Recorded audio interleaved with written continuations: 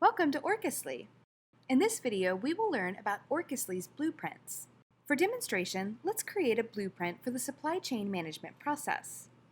Blueprint in Orchestly is designed to execute a business process step by step. A blueprint is a replica of an offline process. Zilker, a lead supply chain management company, creates blueprints for demand planning, supply planning, component procurement, production, warehousing, order fulfillment, and transportation. To create a blueprint, navigate to Setup and select Blueprints under Automation on the left panel.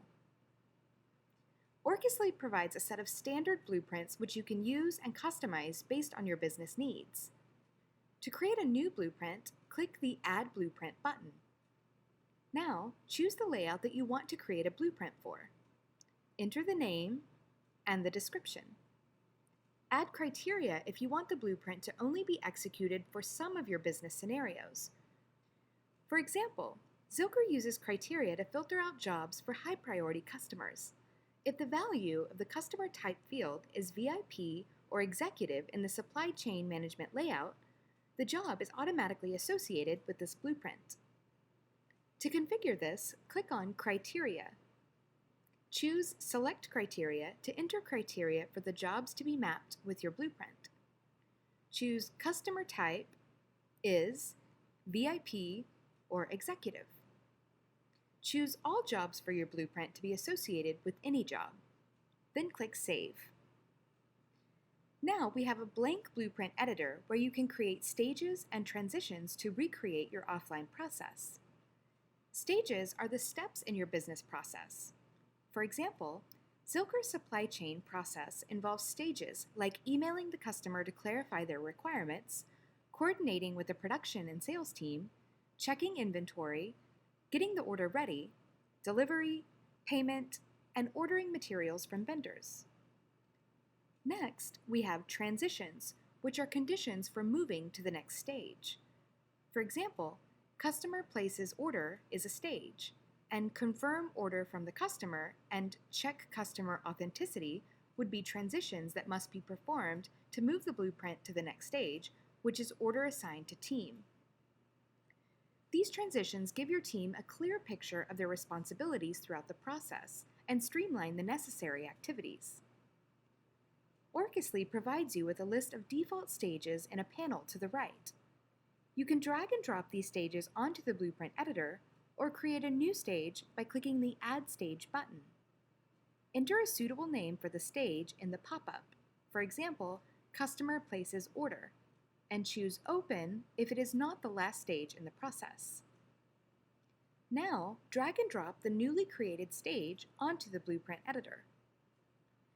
To set the Service Level Agreement, or SLA, for the stage, click on the stage name, Customer Places Order, and fill in the details on the right panel. Adding an SLA gives your employees a sense of responsibility, ensuring timely delivery of work items in the organization. Now, set a deadline for the stage. You can configure your blueprint to send scheduled emails like early reminder, day of reminder, or escalation alerts by choosing an email template and then the users to be notified. In this example, we will send email reminders to remind the transition owners of their responsibilities. Now click Save. Now that you've created your first stage, let's create another stage in the same way and name it as Order Assigned to Team. To create a new transition between stages, click on the plus sign between the two stages. Enter the transition details and click Save. Now, let's explore the other options available for before, during, and after to configure additional properties for your transition. Before transition captures the parameters to be finalized before the transition starts. Here, you can select users who can perform the transition, and then choose the jobs the transition will be available for by specifying criteria or applying the transition to all jobs. In this case, production worker is a role within the user profile in Orchestly, and we will choose this role to perform the transition. You can also choose a specific user or a team. You can also automate your transition by time or condition if you do not require any manual input to proceed to the next stage.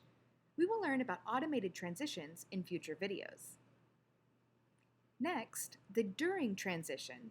You can update field values, create new fields, or configure extensions when the user is performing the transition. To create a new field, check the Add Fields checkbox.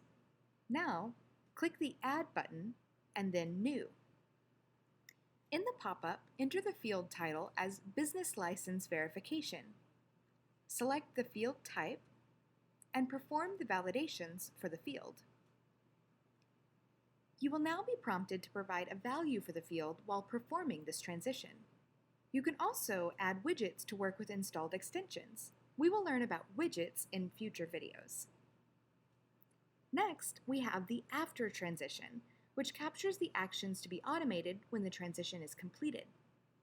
You can configure two different action sequences here, instant and scheduled actions. You can use scheduled actions to specify a time for the configured action to take place, or the instant action for the action to be executed right away. Actions you can add include sending email to a specific user or team, updating fields just like during the transition section, and configuring webhooks and custom functions.